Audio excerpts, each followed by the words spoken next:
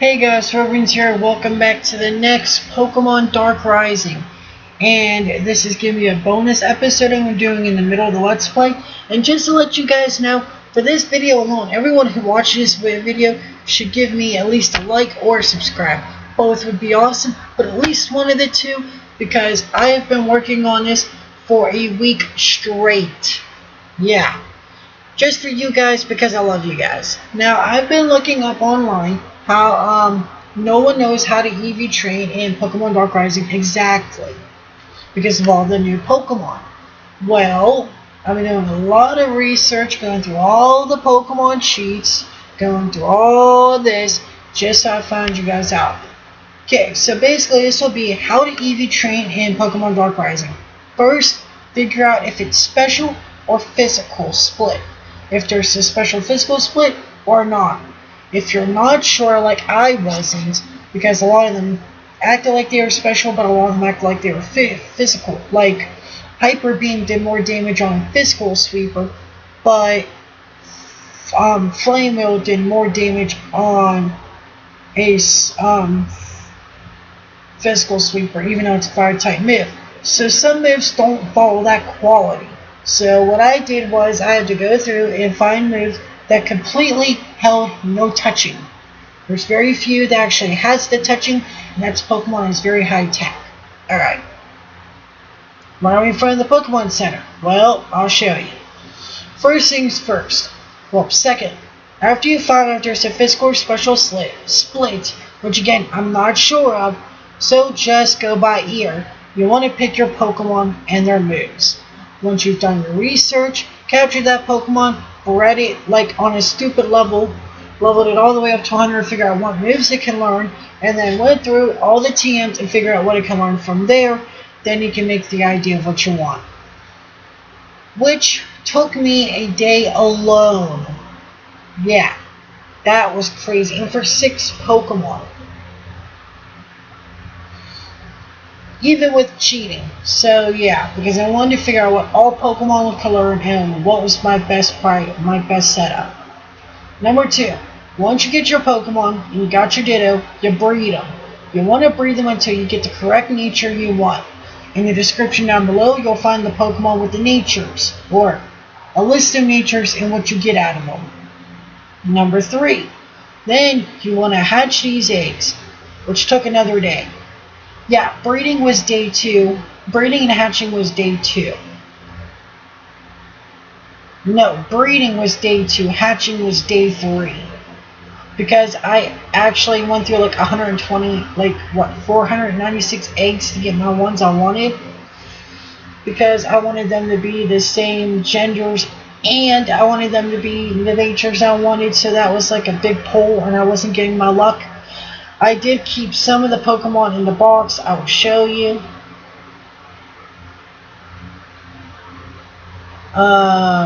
So yeah. Here's all of my fails. I didn't keep all of my fails because I would have been here forever. But I wanted to show you guys the ones that really gave me trouble. I went through I think it was like 320. Actually, let me down. Hold on. Here it is. 322 giveaways to get exactly what I wanted. 792 Railu eggs to get what I wanted, which was crazy. 891 Spiritomb eggs to get what I wanted. 36 Chanseys. 122 different Victinis from the plots. I had to redo them all. And 92 Railu, 92 Zoras. I just kept one because it was the only boy one. I got out of them, and I really didn't care whether it was boy or girl because we haven't introduced them Railu into the Let's Play itself anyhow. So once you finally get them with the natures and genders you want, which again, the natures will actually be from the Bulbapedia page, and the link will be in the description down below. Next, you want to start EV training. I had used cheats to do this. Down below will be all the cheats you need. Now, the first cheat I did was a storm manipulation cheat. This cheat allowed me to get Macho Braces. Basically, you went to the store and you paid $3,000. You went to the store and you were able to buy Macho Braces. Yeah, ridiculous. They're $3,000 a piece. Make sure you got the money. I didn't have the money, so I had to grind it up. So day 1 was just all the research. Day 2, all the breeding and hatching. Day 3, 4, and 5 was going all into the experimental of all the new Pokemon, which still I wasn't for sure because I'm an idiot. So day 6 and 7, I went ahead and just did EV training with Pokemon that I already knew had their EV values. By the way, in the link down below will be a list of Pokemon organized by their EV yield values, which means how many EVs they give, and a chart which is also from the Bulbapedia page. So that'll be 2 links down in the description down below, one for natures, one for EV yields. So I decided to go with all natural ones. My actual natural ones, give me a moment, I'll let you know in a minute.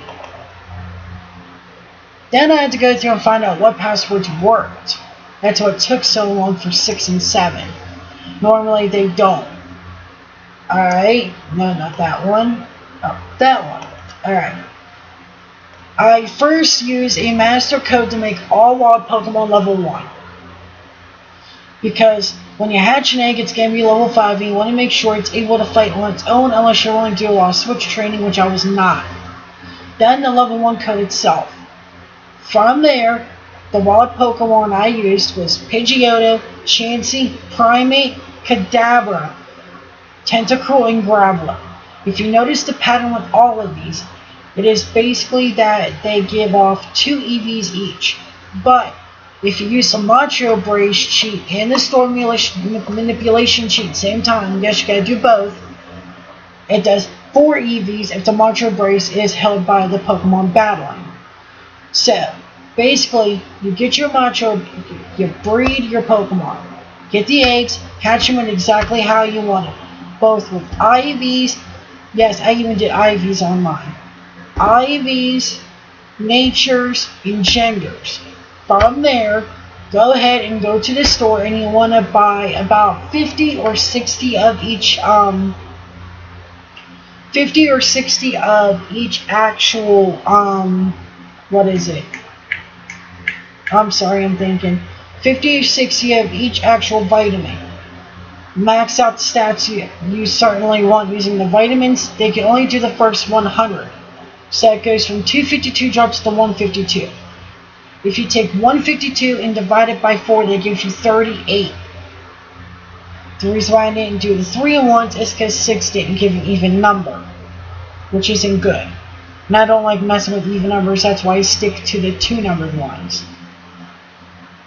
Now, again, all of these codes will also be in the description down below. So not only will you get the 2 links to the EV yield and the natures, we also get all these cheats in the description down below. Now, from there, once you finally EV trained all your Pokemon, which will take forever, then you level them up. However, what exactly does EV training and what exactly does natures and IVs do for your Pokemon? Well, I'm glad you asked, because I'm going to tell you. In fact, I'm going to show you. Alright. Go to our PC, someone's PC, and we'll go down to Move Pokemon. Alright, if you come over here to my actual team, first we gotta find it. Yeah, those are all the eggs that well, some of the eggs. I actually had to forcefully hatch some, so I didn't have boxes full of eggs. And then just release them, because they were taking damn forever. But these are the eggs that I left from my breeding session. Yeah, like I said, a day's worth of research, 2 days worth of actual egg work, and then, no, it was 2 days of research. Oh my gosh, I gotta think here. because I worked on this on Monday and I ended on Monday because it'd be easier.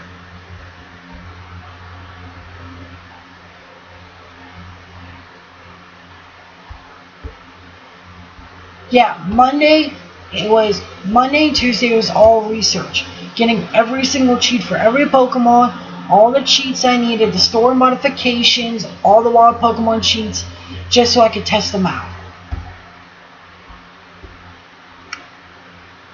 Wednesday, Thursday, and Friday, Wednesday was all breeding. I spent all of Wednesday literally up all night long doing that. From 12 Tuesday all the way till 12 the next day. So yeah, I spent all of Wednesday doing that. Literally, I didn't get any sleep. And then Thursday, Friday, Saturday, and Sunday were all EV training because I was grinding and practicing and basically experimenting with all the new Pokemon, which I have no idea. So yeah, 2 days of research, 2 days of breeding, and no, it was 1 day of breeding.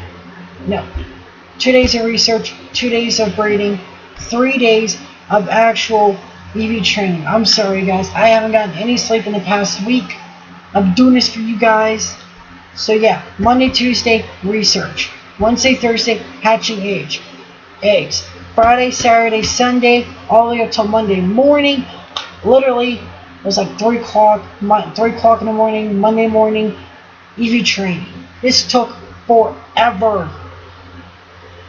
So yeah, the reason why I spent a lot of time hatching eggs is because I had a lot of eggs, like all of boxes 3, 4, 5, 6, and 7 were all eggs. I actually hatched them all and released them all so my box won't be full of failures. But let me find my team. Again, why do all this? What's the point? Well, as we can see, all my Pokemon with the lucky eggs are the ones that are already on my team, or the ones that were on my team in the first place. The ones without items were the EV trained breeded ones. So let's do this. 303 attack. That's the one I level up normally. Now if you EV train it, 346. It's not a big jump, but believe it or not, that jump helped. 231 speed to 275 speed. Again, not a big jump, but that jumped help. It doesn't have as much HP, but that's okay. Lucario is normally known as a glass cannon for attack and special attack. Could be a very good mixer. So that's why you can see special attack is high, even though I didn't EV train special attack. But yeah. So the reason why this is because Lucario isn't designed to take hits. It's designed on giving him off very fast so he doesn't have to worry about it. So this Anubis is something that you would use in competitive battle instead of this Anubis. So instead of this Lucario with the lax nature, you would use someone with the naughty nature. Again, I wasn't going for perfect because perfect was not in my book, not with the luck I was getting. Next, let's go ahead and look at Sp.A. The one with the naive nature has a 322 attack, but the one with a hasty nature is a 340 attack. But the one with the... Now, basically, the hasty nature one is going to do a lot more damage. Now let's go ahead and look at the lax nature speed. 291. It's okay, but could be better. That's better. So the one with the hasty nature has 321 in speed. Garchomp is designed to either be a mix, attack, or special sweeper. Basically, you're going to overwhelm it with power and speed. You're not going to be able to do it with this one as well as you would with this one. So you would use this one in competitive battling. And yes, this game is so hard, the Elite Four is designed for competitive battle. Now, this Victini. Now, as you can see, all of them are level 100. So none of them has a bonus or disadvantage besides the fact of how I train them in their natures and IVs. Now, this Victini is a quiet nature. Quiet Nature is 260 special attack, but Timid Nature is 274 attack. The Quiet Nature Victini has a 209 speed, but the Timid one has a 315 speed. So basically, what we're looking at here is I designed this Victini to be a special sweeper. It's going to sweep through the team, but instead of using its muscle, it's going to use all sorts of special attacks. Psychic, Ghost, Electric, Fire. It's going to sweep them. And this Victini, or the Timid Victini, is going to do a lot better than the Quiet Victini. Now, I want to introduce the last 3 new members of our team. I always go 2 physical, 2 special, a physical wall, a special wall. So, this is our second special. It is my Kitsune. She is a Zoroark, Timid Nature. Again, 90-something eggs for that one. And we have a special attack of 330 and a speed of 322. That's good. It's real good, especially for Zoroark. I mean, if you look at it, technically it's got a better special attack than my Victini. And a better speed. But then again, my Victini can take a bigger hit. You see, Victini's more of a physical attacker, but I wanted it for a special attacker because I wanted to keep Victini, but I didn't want too many physical attackers. That's why this one seems more appropriate, because Zoroark is designed to be a special sweeper. Again, it's going to go really fast. It's not going to take a lot of hits. In fact, one hit's probably going to knock it out, but it's going to be fast enough to give it a hard-hitting move. And its ability, Shadow Tag, is nice, because I can always start out a Pokemon that's weak against one of my moves, throw a Kitsune, and throw and take the hit, and then he won't be able to switch out. Next, we got Legion. Yes, it's a girl, and I probably spelled Legion wrong, but I don't care. This is known as my pressure defensive wall. Basically, what this is, it's actually, I forgot to show you the moves. I'll show you the moves last. It's got Ambition Nature, which is really going to help its, I believe, defense or special defense. But the way this thing is designed, it's bulky on the defensive side. Not so much on the special defensive side. Well, not as good as the defensive side. This thing can take an Earthquake from a level 99 EV trained Dialga easily. And still have 90-something health to match it. So yeah, this one's really good. Plus it's got pressure, which means the foe's PP usage is going to be doubled. And last we got Eggy, my Blissey. It's a gentle nature, and I didn't want it to have a lot of defense because I really wanted to focus on special defense and speed. I want to give it a little bit of speed just so it has the ability to heal in case of a tight pinch. So as you can see here, it's great. I like it. Many people are going to complain because it's not EV trained competitively, but this is my way I would EV train my Blissey.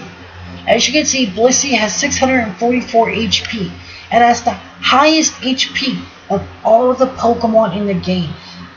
I think so. I know it's of all the Kanto and Johto Pokemon at least. It's like a big, big chunk. And with Natural Cure, if it has poison, I could switch it easily and it would be healed of it. So yeah, this would be great for my special wall. Basically, Zoroark is, not even Zoroark is touching this. Victini's not touching this or putting a dent into this. Like, trust me, this thing is great. I'm glad I picked Blissey, even though I hate Blissey. But I had to be a man and suck it up. Alright. Now I'm going to take you through the moves. This Anubis has Aura Sphere, Zen Headbutt, Blaze Kick, and Extreme Speed. Why? I want power to be there.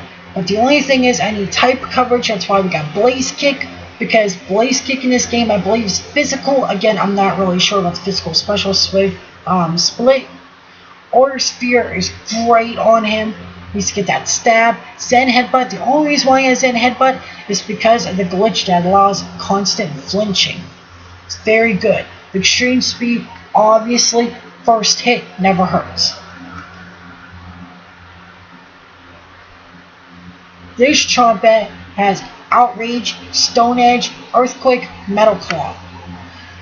Stone Edge I'm very iffy with because it doesn't have a very big accuracy. I use it sometimes, but not as much. But basically, yeah, it's got coverage cross. I'm thinking about taking out Metal Claw, but it's actually doing pretty good for me. So until then, it can stay on there. This Victini has Thunderbolt, Psychic, Zen Headbutt, and Flame Wheel. Again, the only reason why Flame Wheel, even though it's physical, is because it's got more accuracy than Heat Wave. And I prefer accuracy over power because I really don't want to miss as much as I do in the actual game. Kitsune has Dark Pulse, Flamethrower, Psychic, and Shadow Ball. It doesn't get a lot of coverage in this game. Actually, you learn Ember and Flamethrower naturally. Crazy enough, the only one I actually had to teach it was Psychic. But I preferred Shadow Ball for a special defense lower, as well as for those damn Psychic types, even though I got Dark Pulse. I'm thinking about switching that and putting something else on there, but I'm not sure what. I mean, I think it can learn Thunderbolt. If it can, that would be awesome, because that would be water coverage and flying coverage. Legion is basically a stall.